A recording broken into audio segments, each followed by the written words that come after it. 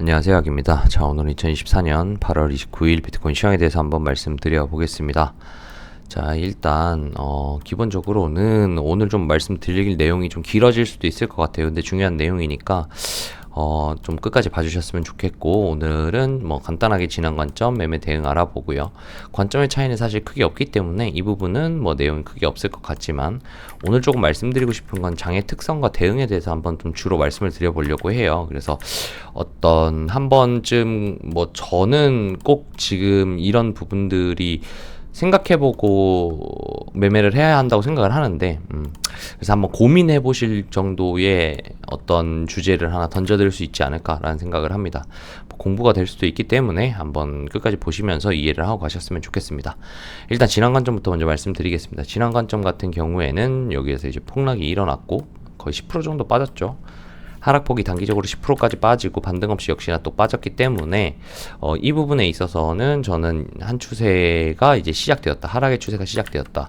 하락의 추세라고 시작된 이유는 이 부분 상승하던 추세선을 깼기 때문에 저는 일단 최소한 다시 돌아가면 여기에 한파동에 대한 조정이든 아니면 여기 큰 단위의 한파동에 대한 조정이든 이 두 범위의 기준으로 조정이 시작되었다라고 볼 수 있을 것 같습니다. 근데 어쨌든 작은 범위부터 체크를 해서 가야겠죠. 이 한파동의 상승이 끝났고 이 한파동에 대한 조정이라고 한다고 하면 여기에 지금 상승한 부분을 거의 다 되돌렸기 때문에 가능성에 대해서 지금은 이 한파동에 대한 조정일 거라고 생각하기보다는 제 기준에서는 이만큼 내려왔다면 그리고 급하게 내려왔다면 요 한파동에 대한 조정이 시작되고 있지 않겠나라는 생각을 합니다. 그 관점에 이어서 보면 여기까지 한파동이 빠졌기 때문에 반등하더라도 한파동이 더 빠질 거라고 보고, 중기 관점 기준으로 봤을 때 여기를 X파동이라고 봤고 뒤에 조정 패턴이 하나 붙을 텐데, 그 조정 패턴이 붙는 과정에서 이런 식으로 진행이 된다면 제가 기존에 말씀드렸던 삼각수렴의 형태 혹은 플랫의 형태일 거라고 봤죠. 이렇게 봐야겠네요. 플랫의 형태로 진행되고 있는 중이겠다라고 말씀을 드렸고, 여기에 하락한 파동이 5파동이면 플랫으로 볼 것 같고 여기가 3파동이면 저는 삼각수렴으로 볼 것 같습니다 라고 말씀을 드렸죠. 그런데 제가 떨어지는 걸로 봤을 때는 저는 이 부분이 여기에 하락한 부분이 임펄스라고 보이지는 않습니다. 그래서 여기까지가 저는 A파동이라고 보고 있는 관점이었습니다. 여기까지 좀 정리를 해보고요. 어제 매매 대응은 저는 여기에서 롱을 받았었죠. 여기에서 롱을 받았고 올라갔을 때 여기에서 첫 상승에서 반익 그리고 홀딩하고 있었는데 내려오더라고요. 꼬리를 체크할 수 있다라는 가능성은 저희 텔레방에도 말씀드렸고 어제 아마 영상에서도 말씀드렸을 겁니다. 그래서 꼬리를 채울 가능성이 있었기 때문에 여기까지 내려올 가능성도 충분히 감안하고 있었고 여기에 스탑로스를 잡아놨었죠.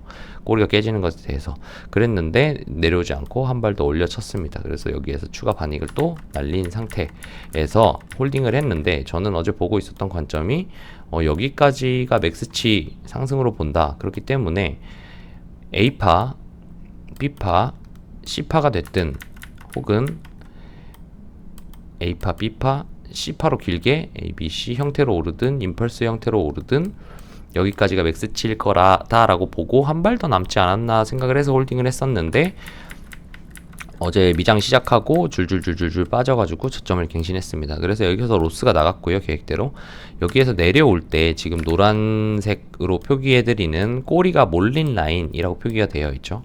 이 꼬리가 몰린 라인이라는 건 여기 부분들 지금 계속 여기서 반등을 줬기 때문에 요 안에서는 한 번 더 반등 주지 않겠나 라고 생각을 했고, 작은 봉으로 보면 여기에서 바닥을 살짝 다져주고 버티는 모습을 보여줬습니다. 그걸 보자마자 여기에 보시면 여기에서 바닥을 다져주는 모습을 보였죠. 하고 쭉 빠진 다음에 여기에서 반등 한번 튀고 다음번에 내려올 때 여기에서 또 버티고 있는 형태가 되는 거죠. 그래서 버티고 있는 게 보이길래 여기서 롱진입했습니다.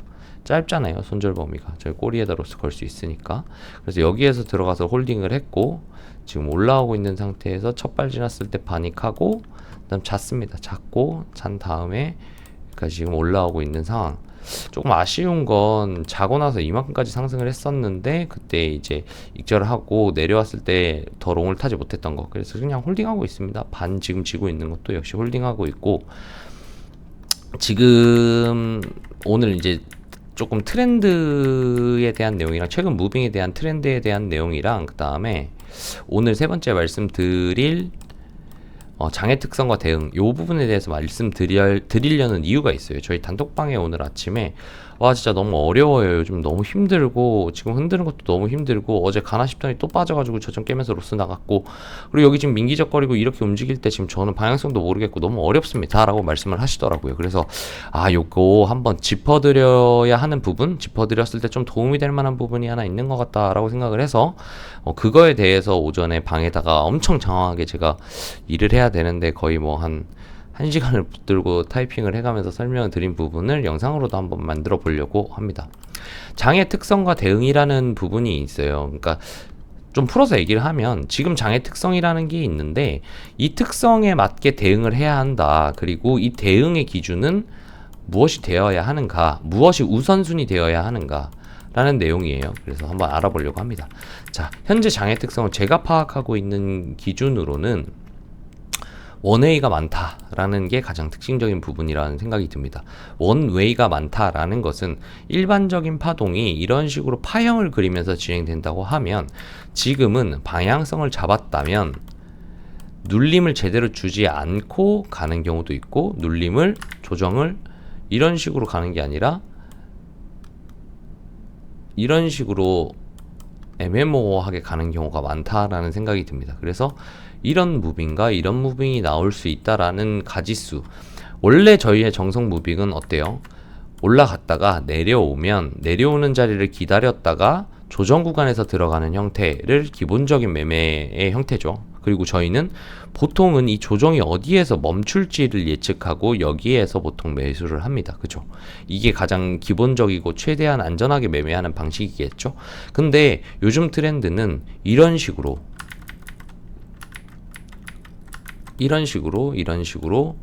제대로 된 조정의 형태를 보이고 있지 않습니다. 그러니까 눌림을 기다리고 있다가 눌림이 나오지 않고 출발을 하고, 그렇기 때문에 여기가 한파동 끝이 아닌가, 여기에서 숏치고 여기에서 숏쳤다 손절이 나가고, 혹은 반익하고 반번 터지고 반익하고 반번 터지고 반익하고 반번 터지고 이런 식으로 계속 진행을 한단 말이에요. 모르겠습니다. 이게 제 특성인지 모르겠는데 저는 이렇게 매매를 했거든요. 그래서 한 번에 초기에 추세를 잡지 못하면 여기에서는 뒷구간에서 큰 수익이 나지 않는 경우가 종종 있었습니다. 그리고 또 한 가지, 한 발 쏘고 원래는 여기서 이제 이런 식으로 빠져줘야 되는데 여기에서 꾸역꾸역 추세 같은 걸 만들면서 지켜주고, 이 추세가 지켜진 다음에 다시 그냥 출발해버리는 어떤 강세 조정의 형태들이 조금 자주 보입니다. 이게 제가 생각할 때 저희 방에서 말을 하고 뭐 해외 선물을 해보신 분들, 뭐 나스닥이라든지 지수 혹은 원자재를 해보셨던 분들 같은 경우에 얘기를 들어보면 그런 분들이 흔히 많이 얘기를 합니다. 방향을 잡으면 잘 바꾸지 않고 원웨이로 많이 밀어버린다 라는 얘기를 많이 하시거든요. 그래서 그런 특성들이 제 생각에는 ETF와 연관성이 있지 않나라는 생각이 좀 듭니다. ETF는 월가 세력이 주력을 하고 있기 때문에, 미국 세력이 주력을 하고 있기 때문에 미국에서 지수 선물이나 아니면 원자재 선물을 하는 헤지 펀드들이나 돈이 많은 어떤 쪽들에서 이 차트를 주도적으로 그리기 때문에 그런 무빙이 좀 더 많이 나오지 않나라는 생각을 하거든요. 한 가지 예시로 보자면 이런 무빙들이 있는 겁니다. 상승할 때에도 올라갔다가 조정을 주지 않고 횡보를 하면서 올라가고 박스 지키고 올라가고, 사실 근데 이때의 무빙은 좀 다르게 해석을 할 수 있을 것 같아요. ETF가 시행되면서 광기가 찼기 때문에 급격한 상승을 내기 위해서 계속 올라갔다고 생각이 들지만 조정 구간에서도 이런 모습이 지금 보이고 있습니다. 여기는 원래 애초에 보이던 파동의 형태로 좀 잘 운영이 됐어요. 근데 어느 순간 여기 부분과 여기 부분을 좀 보려고 합니다. 이런 부분에서 저희가 매매 복귀를 해보자면, 저는 이쯤에서도 내려갈 걸 알고 있고 계속 뭐를 했어요? 숏각을 보고 있었어요. 그쵸? 이때에도 아마 제 영상들을 돌려보시면 아시겠지만 반등을 기다리고 있어요. 반등을 기다리면서 떨롱떨롱을 하고 있습니다. 왜 떨롱을 하냐? 예를 들어 여기까지가 여기까지 저는 여기서는 매매를 잘했거든요. 여기에서 이렇게 내려가는 매매까지 잡고 저는 어디에서 진행을 했었냐면 아마 요 구간이었을 거예요. 여기서부터 계속 롱을 받았습니다. 그래서 여기까지가 A 파동입니다. 제가 복귀를 해보면 제 영상 아마 돌려보시면 그럴 거예요. A 파동이고 눌린 다음에 재상승을 한 다음에 그러면 A, B, C로 빠질 겁니다 라고 말씀드리고 이 자리를 계속 기다리고 있었어요. 그래서 이 자리를 먹기 여기까지는 매매를 잘 하고 숏을 잘 쳤는데 여기에서부터 롱을 쳤어요.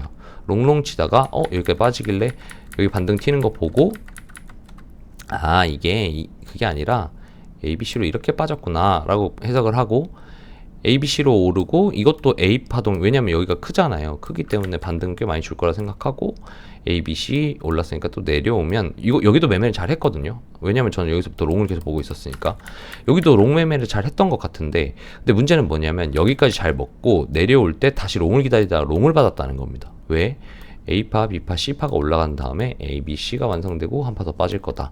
그래서 이때 저는 이때 4자 본다고 말을 하고 있었으니까요. 4자를 볼 겁니다 라고 계속 생각을 하고 있었기 때문에 이런 식으로 기다렸던 자리에서 A, B, C, A파가 완성이 됐다라고 봤지만 그렇지 못하고 올리지 못하고 재차 빠지는 모습. 그러니까 이게 무슨 얘기냐면 아까 말씀드렸던 가다가 조정을 줘야 하는 자리에서 조정을 제대로 주지 않고 짧게 조정을 준 다음에 가는 트렌드의 무빙이 여기에서도 보입니다.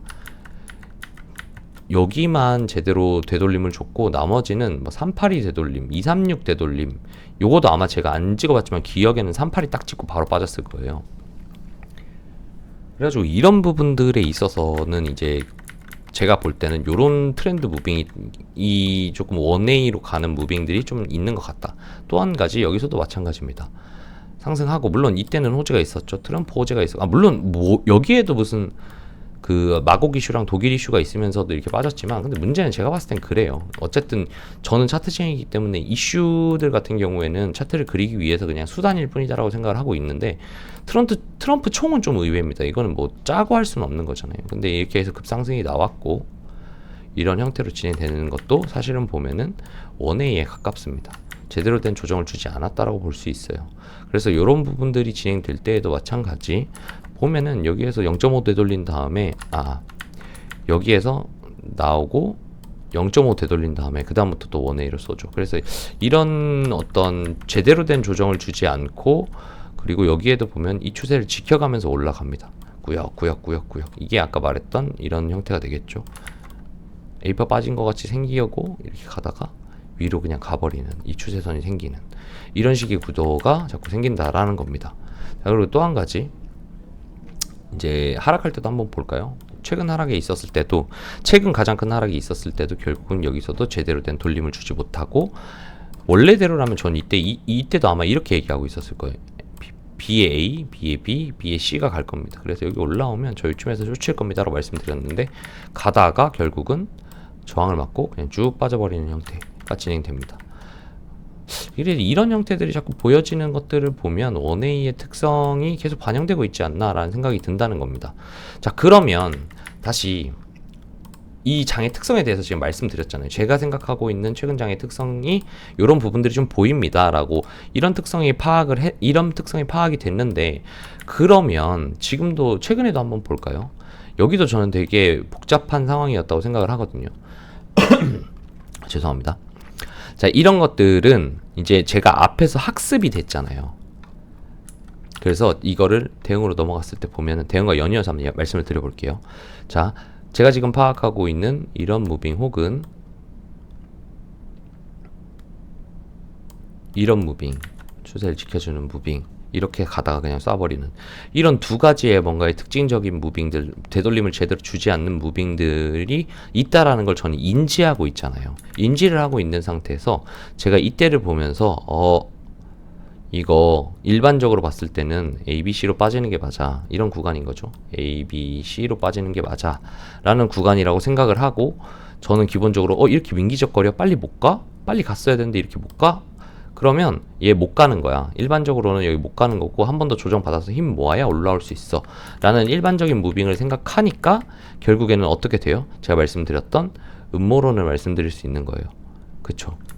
이런 부분들이 있다는 겁니다. 근데 이 지금 이상한 무빙 이런 조정들이 일어날 때 결국은 기술적 분석에 대한 기준은 명확하게 있다라는 거예요. 지금 여기가 어렵게 나오기는 했지만 이 기준이 기술적 분석으로 틀린 과정이냐라고 하면 절대 아닙니다. 제가 음모론 영상을 말할 때 무슨 얘기를 드렸냐면, 아마 기억하시는 분들이 있을 거예요. 분명히 말씀드렸던 게, 항상 동반해서 말씀드렸던 건 정추세는 롱입니다 라고 말씀을 드렸어요. 그죠? 정추세는 롱인데 민기적거리면서 못 가지 않을 자리인데 못 가는 모습을 보니까 한 발 더 눌리는 게 기본적으로 맞는 것 같습니다. 그래서 여기에서 오사가 오면 전 롱 받고 이렇게 간다고 생각을 합니다 라고 말씀을 드렸죠. 근데 그럼에도 불구하고 이 추세선이 안 깨지고 바닥을 다진 거 보면, 이 추세선이 깨지는 기준, 그리고 여기에서 저점을 낮추는 기준, 두 가지 기준이 달성되지 않으면 음모론은 생성될 수가 없습니다. 이걸 깨지는 게 확정적인 음모론의 완성입니다.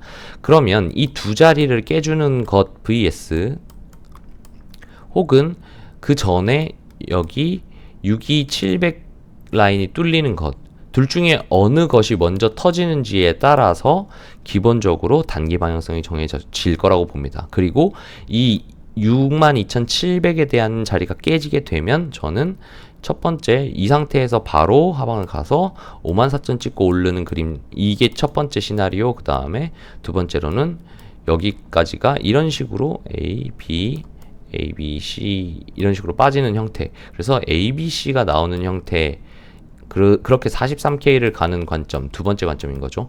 이 두 가지의 관점을 모두 폐기하겠습니다 라고 말씀을 드렸습니다. 이게 정추세이기 때문에 그래요. 정추세고 정추세의 컨펌은 여기서 내주는 겁니다. 그렇기 때문에 저는 여기에서 말씀드리고 싶은 거는, 이게 이렇게 가면